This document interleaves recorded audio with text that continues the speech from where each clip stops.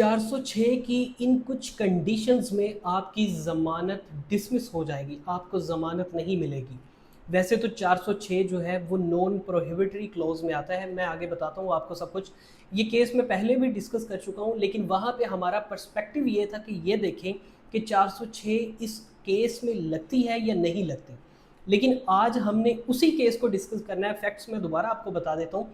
लेकिन इसमें जो ज़मानत है वो भी डिसमिस हो जाएगी, ये इतना स्ट्रॉन्ग सेक्शन लग जाता है इसमें।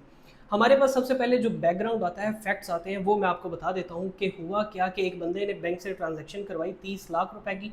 बैंक की गलती की वजह से वो ट्रांजैक्शन किसी और के अकाउंट में हुई, और वो बंदा जिसके अकाउंट में हुई उसने फ़ौरन ऑन द स्पॉट 25 लाख रुपए विड्रॉ कर लिए। जैसे ही उससे पूछा गया कि पैसे वापस कर दे, तो उसने एक चेक इशू कर दिया 30 लाख रुपए का, जो कि वैसे भी डिसऑनर हो जाना था क्योंकि 25 लाख रुपए वो निकलवा चुका था। तो यहाँ पर हमारे पास दो सेक्शंस आते हैं, 489F जिसकी सज़ा है 3 साल, और दूसरे नंबर पे 406 406 जिसकी सज़ा है 7 साल। दोनों ही नॉन प्रोहिबिटरी क्लॉज में आते हैं। मतलब जो सीआरपीसी है उसका सेक्शन 497 देखें, वो ये कहता है कि ऐसे ऑफेंसेस जो नॉन प्रोहिबिटरी क्लॉज में फॉल करते हैं उसमें ज़मानत लेना अक्यूज़्ड का हक है कि वो बरी हो, ज़मानत ले और उसके बाद अपने केस को डिफेंड करे। लेकिन इस केस में ज़मानत मुस्तरद कर दी गई। अब क्यों की गई? 3 उसकी कंडीशन है। सबसे पहली वजह थी उस बंदे की एग्रीजियस नेचर, मतलब उसको एक शॉकिंग नेचर थी, उसको पता था ये पैसे मेरे नहीं है, उसने फिर भी निकलवाए और अपने इस्तेमाल में ले आया।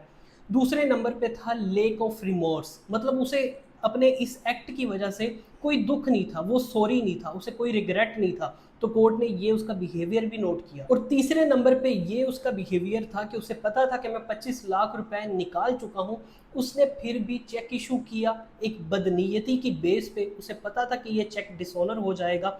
तो ये 3 ऐसी कंडीशंस थी जो कोर्ट ने नोट की और उसकी जो बेल थी उसको डिसमिस कर दिया। तो अगर आपकी भी 406 की एफआईआर होती है या आप किसी की करवाते हैं, तो इस केस लॉ से आप उसकी जो बेल है उसको मुस्तरद भी करवा सकते हैं और अपनी मंजूर भी करवा सकते हैं, अगर आप इन 3 बिहेवियर को इस्तेमाल नहीं करते। केस लॉ लिख लें तो शायद आपके काम आ जाए, आप अगर खुद पढ़ना चाहें।